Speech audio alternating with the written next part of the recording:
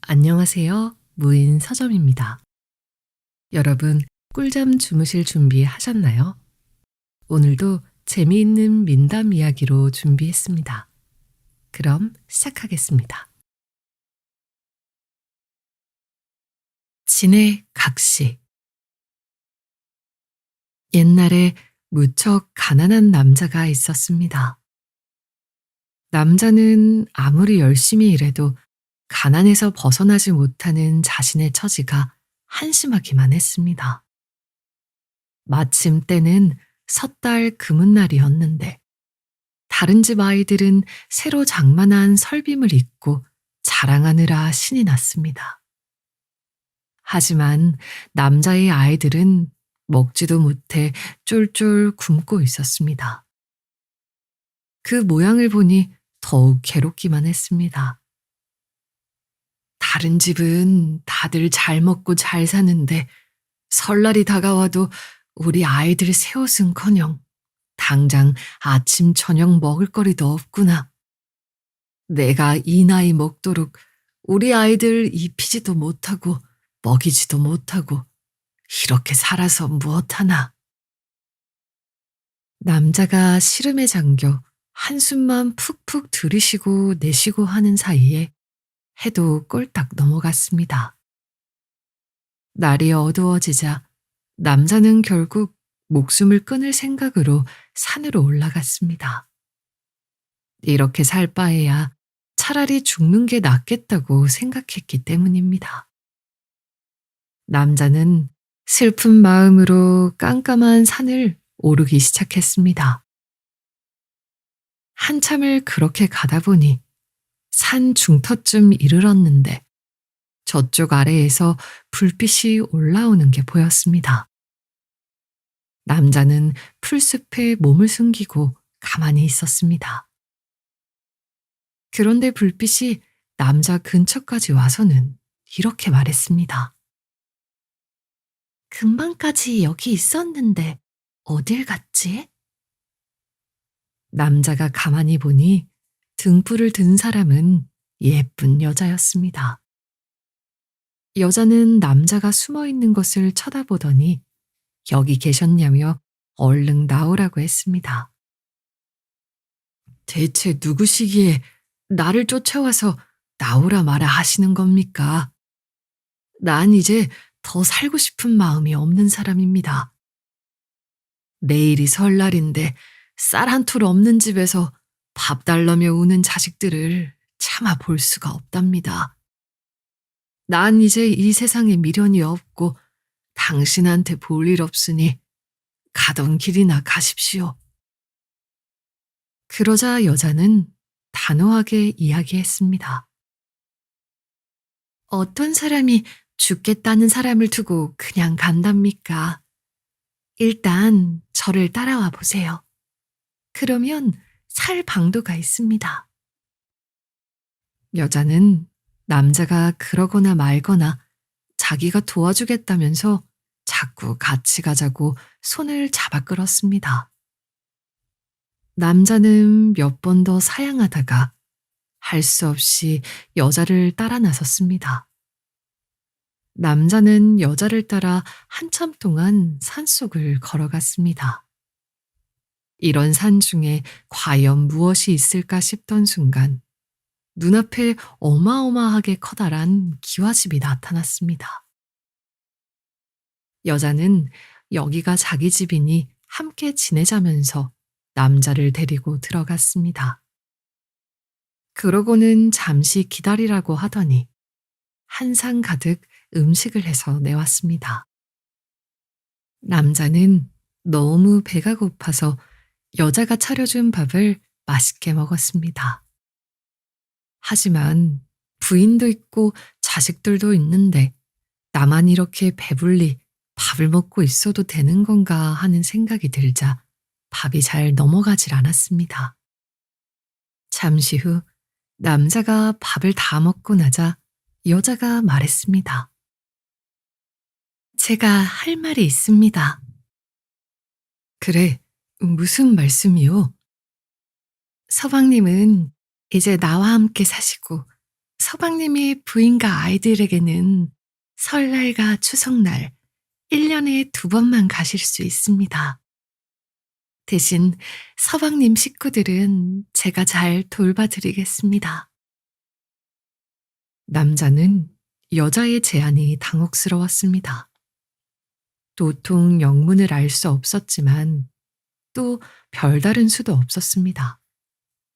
식구들도 잘 돌봐주겠다고 하니 그저 여자가 하자는 대로 하기로 했습니다. 어느덧 추석날이 다가왔습니다. 남자가 집에 좀 다녀오고 싶다고 했더니 여자는 흔쾌히 허락했습니다. 하지만 한 가지는 꼭 지켜달라고 당부했습니다. 네, 다녀오셔야지요. 가서 아이들도 보고 부인과 좋은 시간 보내다 오세요. 다만 오늘 밤에 가서 주무시지는 말고 곧바로 돌아오셔야 합니다. 약속을 꼭 지켜주셔야 합니다. 남자는 여자가 신신당부하는 말을 듣고 자기 집으로 갔습니다. 과연 다 쓰러져 가던 초가집은 말짱하니 깨끗한 집이 되어 있었고 부인과 아이들은 좋은 음식에 좋은 옷을 입으며 잘 지내고 있었습니다. 그 여자가 돈을 보내서 이렇게 돌봐주고 있었구나. 참 다행이다. 남자는 잘 살고 있는 가족들을 보니 기분이 좋아졌습니다. 즐겁게 지내다 보니 어느새 날이 어둑해지기 시작했습니다. 남자는 식구들과 함께 더 있고 싶었지만 여자와 약속한 것이 있어서 돌아가야 했습니다. 얘들아, 내일 보름날 차례 잘 지내고 엄마 말씀 잘 듣고 건강하게 잘 있어라. 난 이제 다시 가야 한다. 내가 없더라도 잘 지내야 한다. 남자는 아쉬운 마음을 뒤로하고 다시 길을 나섰습니다. 이제 집안 걱정은 안 해도 된다고 생각하니 오래 머물지는 못해도 마음이 편안하고 아쉬울 것이 하나도 없었습니다. 그 후로도 남자는 산속 여자와 함께 살면서 1년에 2번 설날과 추석날에 집에 다녀오면서 탈없이 잘 살았습니다. 그러던 어느 해 섣달 금음날이 되어 남자가 집에 다녀오겠다고 나서는데 그날따라 여자가 갑자기 남자를 붙들었습니다. 서방님, 오늘은 안 됩니다. 오늘 가시면 못 오십니다. 남자는 여자가 갑자기 왜 그러는지 알 수가 없었습니다. 하지만 일단 1년에 2번씩은 다녀오기로 약속한 것이니 지켜달라고 하고는 집으로 갔습니다. 그러고 다시 돌아오는 길에 냇물을 건너려고 하는데 뒤에서 누군가 남자를 불렀습니다. 돌아보니 돌아가신 아버지였습니다. 아들아, 그 집에는 다시 가지 말아라. 거기 가면 죽는다. 아니, 아버지, 갑자기 그게 무슨 말씀이십니까? 남자는 안 그래도 오늘은 가지 말라고 여자가 붙잡았던 일도 생각나고 해서 대체 무슨 일인가 싶었습니다. 지금 네가 같이 지내고 있는 그 여자는 사람이 아니고 지네다. 지네가 인간이 되려고 내게 접근한 것이다.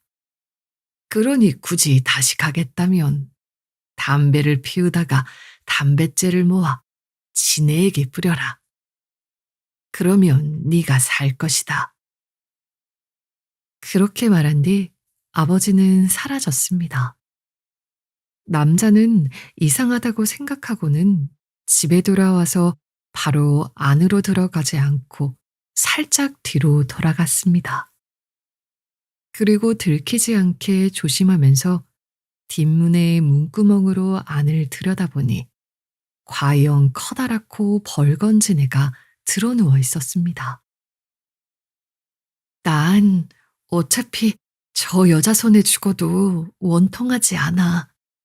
여태까지 나와 우리 식구들이 잘 살고 있는 게 다 저 여자 덕분인데 어떻게 사람이 아니라고 해서 내가 저 여자를 죽여야 한단 말이냐.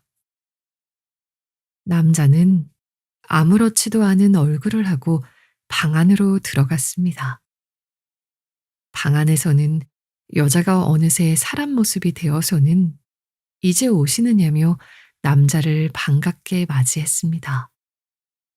남자는 아랫목에 앉아서 담배를 뻐끔뻐끔 피우고 있었는데 여자는 윗목에서 남자를 바라보며 얼굴이 불그락 푸르락 불안해서 어찌할 줄 몰라 하고 있었습니다. 남자는 담배를 한참 피우다가 담뱃재를 문 밖으로 탁 던져버렸습니다. 그랬더니 여자가 벼랑간 달려들어 손을 잡으며 물었습니다. 이게 무슨 뜻입니까? 혹시 오시다가 아버지를 만나지 않으셨습니까? 그랬습니다. 남자는 고개를 끄덕였습니다. 역시 그랬군요. 사실은 그건 당신 아버지가 아니라 구렁이랍니다. 예전에 잠시 저와 함께 살았던 적이 있지요. 그런데 내가 당신과 잘 살고 있으니까 나한테 당신을 빼앗겼다고 생각하고 해코지를 하려고 한 것입니다. 담배를 피우다 제게 담뱃재를 던지라고 시키지 않던가요? 남자는 눈을 크게 뜨며 놀란 표정으로 말했습니다. 어, 그랬지요. 당신이 내게 담뱃재를 던졌으면 난 죽었을 것입니다. 그런데 당신은 그렇게 하지 않았습니다. 여자는 남자가 자신을 지켜준 사실에 감동하여 울면서 이야기를 이어나갔습니다. 당신이 나를 지켜준 덕에 나는 이제야 하늘나라로 다시 돌아갈 수 있게 되었습니다. 나는 원래 내가 있던 곳으로 돌아가니 서방님도 염려 말고 오래오래 행복하게 사십시오. 그동안 정말 감사했습니다. 그러더니 여자는 진해로 변했습니다. 그리고 연기를 피우며 공중으로 올라가 버렸습니다. 남자는 갑자기 피어난 연기에 잠시 정신을 잃었다가 깨어나 보니 그동안 여자와 함께 살던 집은 사라지고 커다란 바위만 남아 있었습니다. 남자가 자기 집으로 돌아가 보니 부인과 아이들은 여전히 좋은 집에서 변함없이 잘 살고 있었습니다.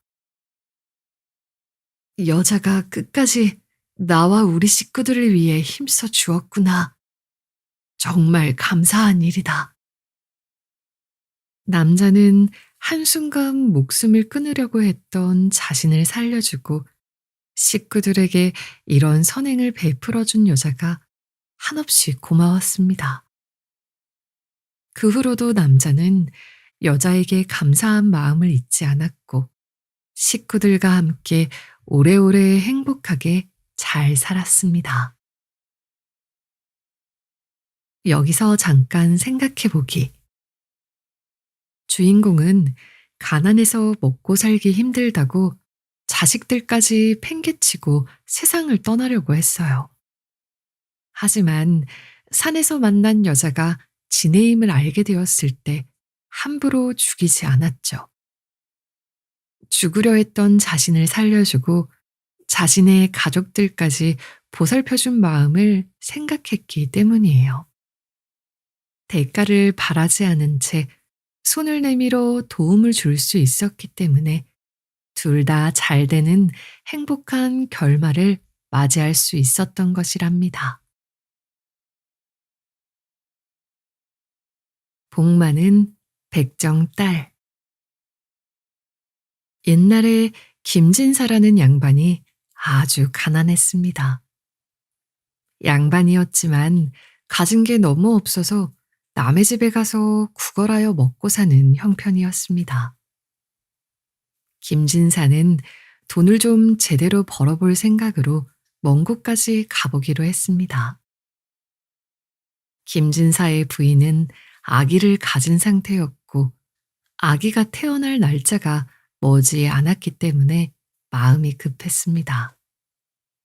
부지런히 일한 김진사가 어느 정도 돈을 모은 뒤 집으로 돌아오던 길이었습니다. 김진사는 잠시 쉬어가려고 무덤가에 앉았다가 깜빡 잠이 들었습니다. 꿈속에서 머리가 하얀 두 노인이 이야기를 나누고 있었는데 한 노인이 기가 찬다며 말을 꺼냈습니다. 글쎄, 김진사라는 양반 집에 갔더니 이 집이 어떻게나 어려운지 삼신밥을 하겠다면서 변소 간에 있던 나무를 떼어다가 밥을 해서 올리지 뭔간. 내 참 더러워서 먹지도 못하고 그냥 왔지 뭐야. 그 집은 아들을 낳았는데 내가 그 아들한테는 평생 죽도 한 그릇 못 먹게 점지하고 왔네. 밥도 못 먹고 헛걸음한 게 화가 나서 말이지. 그 말을 듣고 다른 노인이 말을 했습니다. 난 백정네 집에 갔는데 거긴 아주 부자더라고. 쌀도 많고 좋은 음식이 많았고 나무도 좋은 걸로 떼서 향까지 나더라고. 난 그래서 아주 잘 먹고 왔네.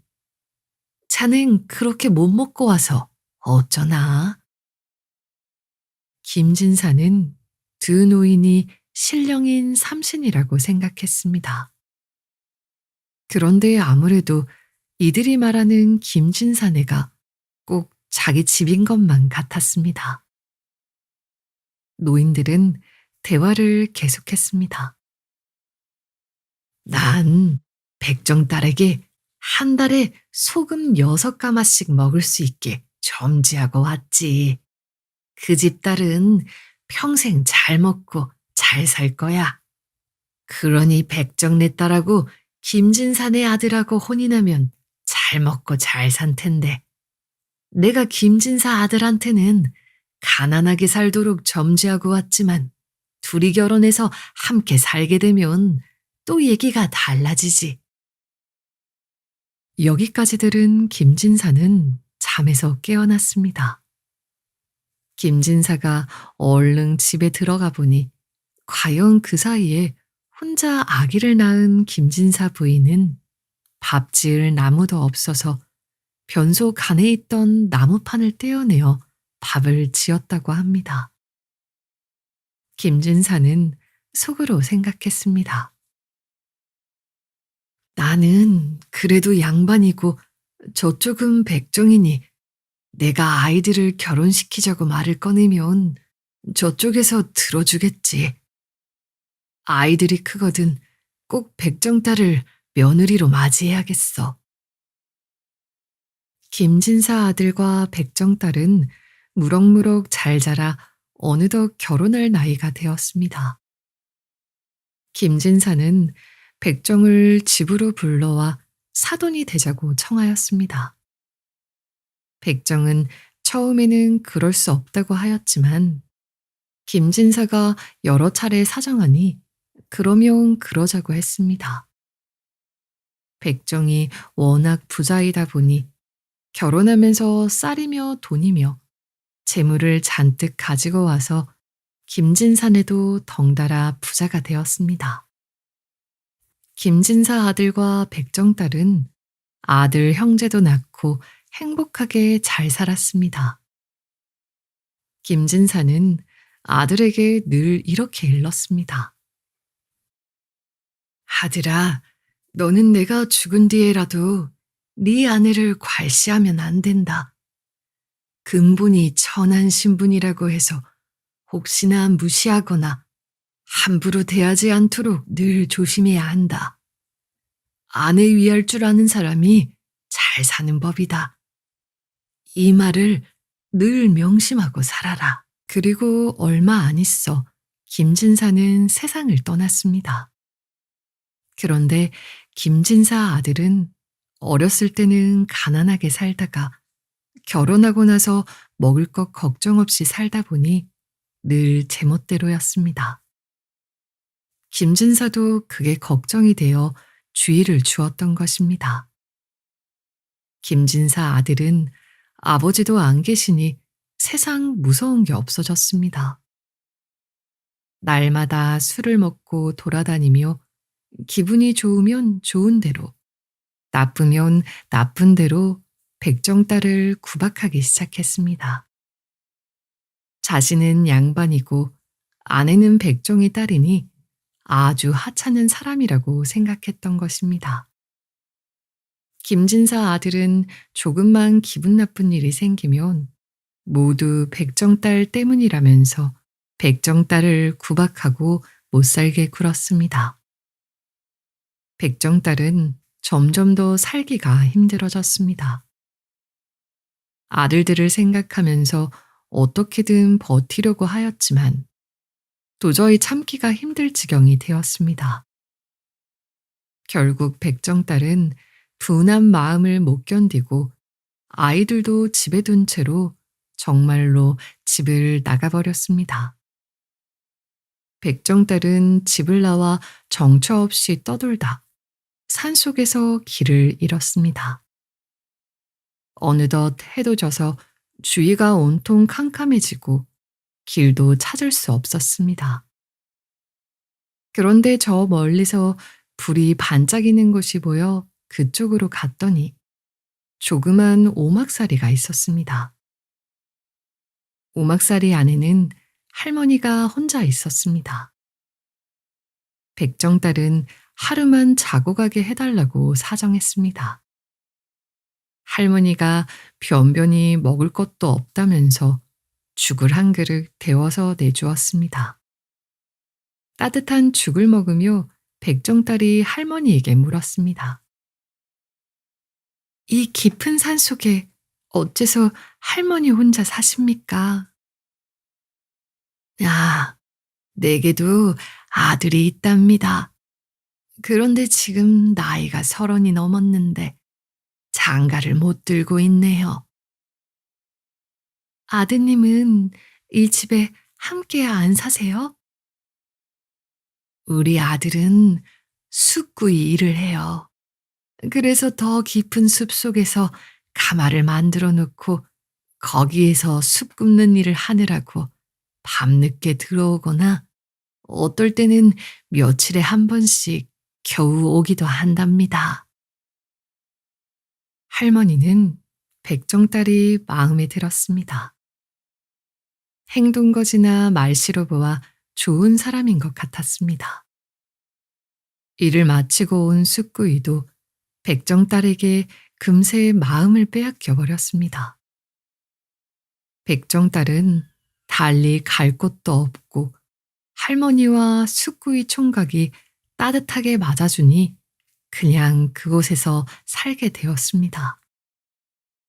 며칠 후 백정딸은 숙구이가 먹을 밥을 챙겨 숲 굽는 곳으로 가보았습니다. 깊은 산 속에는 숯을 굽는 커다란 가마가 있었고 숙구이는 숯을 굽기 위해 불을 피우느라 땀을 뻘뻘 흘리며 일을 하고 있었습니다. 그런데 백정딸이 가마를 둘러보니 숯가마를 올린 돌이 모두 금덩이였습니다. 숙구이는 그것이 금인 줄도 모르고 그저 숯 만드는 일만 열심히 하고 있던 것입니다. 백정딸은 숙구이에게 이제부터는 숯을 굽지 말고 이 돌들을 다 주워 모으라고 했습니다. 그 돌덩이들을 주워 모아서 뭐 하려고 그러시오? 숫구이는 영문을 모르겠다는 듯 되물었습니다. 아무튼 쓸 데가 있으니까 가져올 수 있을 만큼 가져오세요. 다음 날 숫구이가 가마에 박혀 있던 금덩이들을 모두 빼서 갖고 왔습니다. 그러자 백정딸은 이렇게 말했습니다. 이번에는 튼튼한 소를 한 마리 구해 오셔요. 소는 무엇 하려고요? 그저 제가 시키는 대로만 하세요. 숫구이가 소를 구해왔더니 백정딸은 모아놓았던 금덩이들을 소에 싣고 장에 가서 팔아오라고 했습니다. 숫구이는 여전히 이해가 되지 않았습니다. 이 돌을 누가 산다고 이걸 팔아오라고 하십니까? 글쎄, 내 말대로 해주세요. 장에 가서 이걸 늘어놓고 온종일이라도 앉아 계세요. 이걸 사겠다고 하는 사람이 나타날 때까지 해가 지더라도 그저 앉아서 기다리고 있으면 좋은 일이 있을 겁니다. 숫구이가 별 수 없이 새벽부터 장에 나가서 온종일 앉아 있었더니 장에 나왔던 사람들이 지나가면서 한마디씩 했습니다. 웬 놈이 돌덩이를 갖다 놓고 앉아 있네. 물론 아무도 사는 사람은 없었습니다. 그런데 해가 설핏 넘어갈 때쯤 어디서 나귀가 힝힝거리고 방울소리가 나는 듯 하더니 점잖게 잘 차려입은 사람이 숫구이 앞으로 다가왔습니다. 그러고는 숫구이가 펼쳐놓고 있던 금덩이들을 보더니 다 살 테니 달라고 하는 것이었습니다. 숫구이가 얼떨떨하게 앉아 있다가 그러시라고 했더니 그 사람은 어마어마한 돈을 주고는 금덩이들을 나귀에 싣고 가버렸습니다. 백정딸과 숫구이는 숯가마에 있던 금덩이들을 모두 그렇게 내다 팔아서 큰 돈을 벌었습니다. 그 돈으로 땅도 사고 집도 사고 얼마 안 가서는 아들 형제도 낳고 풍족하게 지내게 되었습니다. 그렇게 한동안 살다 보니 백정딸은 김진사 아들 집에 두고 온 아들들이 생각났습니다. 내가 없는 동안 그 집은 잘 지내고 있을까? 틀림없이 먹고 살기 힘들어져 고생하고 있을 텐데 그 어린 것들 불쌍해서 어쩌나. 아직 어린 아들들을 두고 집을 나와버렸으니 걱정도 이만저만이 아니었습니다. 두고 온 아들들이 너무 불쌍했습니다. 어느 날 백정딸은 숫구이에게 부탁했습니다. 내 소원이 있는데 거지잔치를 3달만 했으면 좋겠습니다. 숫구이는 더 이상 묻지도 않고 허락했습니다. 그럽시다. 우리도 이렇게 풍족하게 잘 살고 있으니 며칠 잔치를 열어 거지들을 대접하는 것도 좋은 일이지요. 그러고는 곧장 준비를 하여 거지잔치를 벌였는데 약속했던 3달이 다 지나도록 김진사 아들과 아이들을 볼 수가 없었습니다. 이제 내일이면 잔치도 그만두려고 마음 먹었을 즈음이었습니다. 이 댁에 거지잔치를 한다면서요? 대문 안을 쭈뼛거리며 기웃기웃하는 거지 하나가 나타났는데 바로 김진사 아들이었습니다. 그 옆에는 두 아들도 꼬질꼬질한 몰골을 한 채 함께 서 있었습니다. 백정딸은 남편과 아이들을 알아보고 하인들을 시켜 얼른 불러들여서 씻기고 옷도 갈아입게 했습니다. 아직 영문을 모르던 김진사 아들은 겁에 질려 벌벌 떨다가 백정딸이 들어오는 걸 보고는 납작 엎드려 빌었습니다. 당신이 나간 뒤로 하는 일마다 안 되고 먹고 살 방도가 없어 이렇게 빌어먹으며 다니고 있었어요. 미안합니다. 당신한테 함부로 대해서 벌을 받은 모양입니다. 내 잘못으로 아이들까지 고생시키고 내 죄가 큽니다. 엎드려서 빌며 우는 김진사 아들을 보고 백정딸은 숙구이에게 이제 이 집은 이만큼 살게 되었으니 자신은 본래 집으로 돌아가겠다고 했습니다. 그리고 김진사 아들 집으로 돌아가서 아이들과 함께 열심히 살았습니다. 그리고 거기에서도 큰 부자가 되어 잘 살았답니다. 여기서 생각해 보기. 삼신이 점지해 주신 복이라고 해도 자신이 어떻게 하느냐에 따라서 잘 살 수도 있고 굴러온 복을 차버릴 수도 있어요. 김진사 아들이 아내를 구박하고 함부로 대하지 않았다면 괜한 고생을 하지 않고도 잘 살 수 있었을 거예요. 백정딸은 어느 곳을 가든지 자기 몫을 다 하려고 노력하고 다른 사람을 함부로 대하지 않았죠. 그랬기에 잘 살 수 있었던 것이랍니다. 미련동이와 야금동이. 옛날에 가난한 형제가 있었습니다. 형제의 아버지는 세상을 일찍 떠나고 어머니 혼자 남의 집 삭바느질도 하고 빨래를 해주며 근근히 먹고 살았습니다. 형은 하는 짓이 미련해서 이름이 미련동이었고 동생은 똑똑해서 야금동이라고 불렀습니다. 집안 형편이 좋지 않다 보니 두 아들은 서당에 다니며 글을 배울 수가 없었습니다.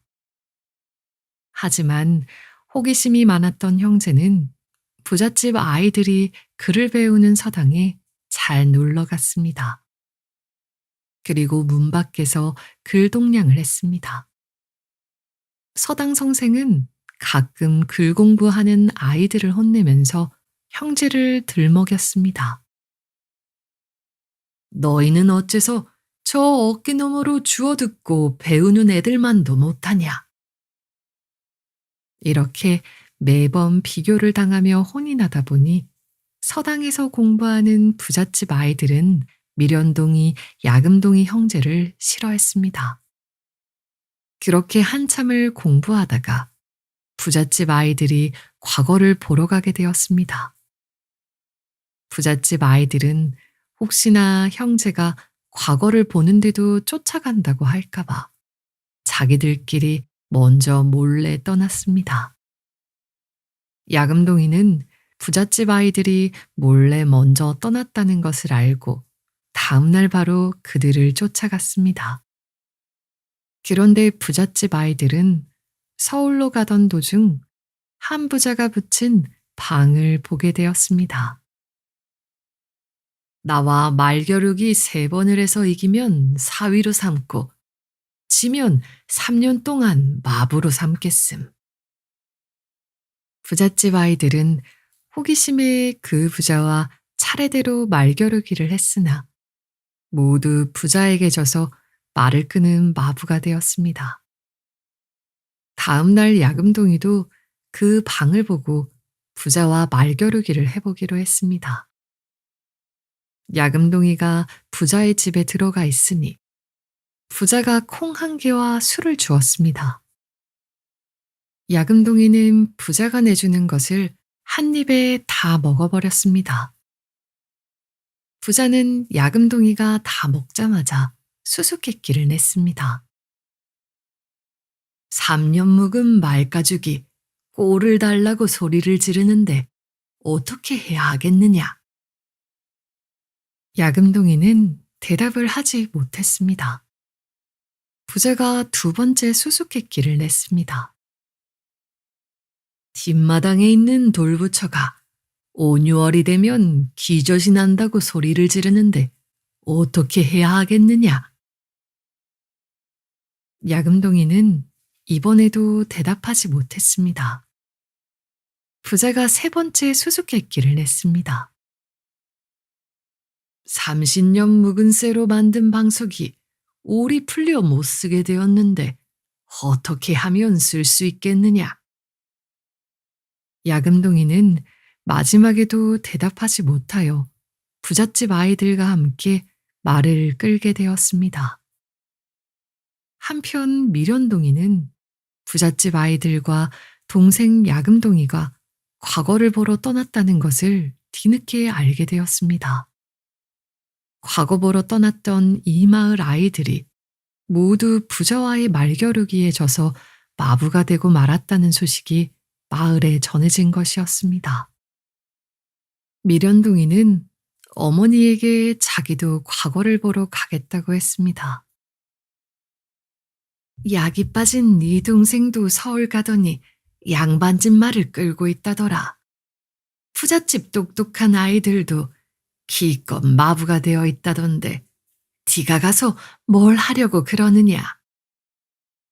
어머니는 깜짝 놀라 미련동이를 말렸습니다. 하지만 미련동이가 그래도 가야겠다며 고집을 부리자 품팔이에서 모은 돈을 주면서 보내주었습니다. 서울을 향해 길을 떠난 미련동이도 부자가 붙인 방을 보고 말겨루기를 하러 들어갔습니다. 미련동이가 부자의 집에 들어가니 부자가 콩 1개와 술을 주었습니다. 미련동이가 콩과 술을 다 먹자 부자가 수수께끼를 냈습니다. 3년 묵은 말가죽이 꼴을 달라고 소리를 지르는데 어떻게 해야 하겠느냐? 어느 동네 가면 빈 오막살이가 있는데 그 옆에 풀싹이 돋아 있으니 그것을 베어 여물과 섞어 먹이시면 됩니다. 이 엄동설 안에 풀싹이 어디 있다고 그런 거짓말을 하느냐? 3년 묵은 말가죽이 말도 합니까? 첫 번째 수수께끼는 이렇게 해서 미련동이가 이겼습니다. 부자가 두 번째 수수께끼를 냈습니다. 뒷마당에 있는 돌부처가 5, 6월에 기젖이 난다고 소리를 지르는데 어떻게 해야 하겠느냐? 5, 6월에 저 깊은 산속 어느 계곡에 가면 고드름이 잔뜩 얼어 있는데 그 중에 가장 긴 것을 끊어다가 돌부처의 귀에 찔렀다 빼면 더 이상 소리를 지르지 않을 것입니다. 아니, 5, 6월에 고드름이 어디 있다고 그런 거짓말을 하느냐? 그럼 기젖이 나는 돌부처도 있습니까? 이렇게 해서 두 번째 수수께끼도 미련동이가 이겼습니다. 부자가 세 번째 수수께끼를 냈습니다. 우리 집에 30년 묵은 쇠로 만든 방석이 있는데 올이 풀려 못 쓰게 되었다. 어떻게 해야 쓸 수 있겠느냐? 강변에서 좋은 모래를 골라다가 새끼를 꼰 후 새로 만든 방석에 감으면 됩니다. 아니, 어떻게 모래로 새끼를 꼴 수 있단 말이냐? 그럼 올이 풀리는 쇠로 만든 방석도 있습니까? 말문이 막힌 부자는 말겨루기에 졌음을 인정하고 미련동이를 사위로 삼기로 했습니다. 미련동이는 혼례치를 준비를 하다가 동생 야금동이가 말을 몰고 있는 것을 발견했습니다. 장인어른, 저 산 쪽으로 노루가 제 동생을 업고 도망가요. 노루가 업고 가는 걸 어쩌겠느냐? 그냥 두어라. 그럼 제가 제 동생을 얻고 가도 누가 뭐라 하지 못하겠네요. 그 즉시 미련동이는 동생을 업어 집에 데려다 놓았습니다. 이후 부자의 딸과 혼인한 미련동이는 행복하게 잘 살았습니다. 여기서 생각해 보기. 미련동이는 남들 눈에는 행동이 느려서 아무것도 할 줄 모르는 사람으로 보였을 거예요. 야금동이는 약삭 빠르고 눈치도 빠르며 자신이 어떻게 하면 좀 더 이익을 얻을 수 있는지를 빠르게 판단하죠. 하지만 미련동이는 남들보다 좀 느릴지는 몰라도 옳고 그름을 분별하는 눈을 갖고 있었기에 허세 부리던 부자와의 말겨루기에서 이길 수 있었죠. 진짜 실력은 깊이 생각할 줄 아는 힘에서 나온답니다.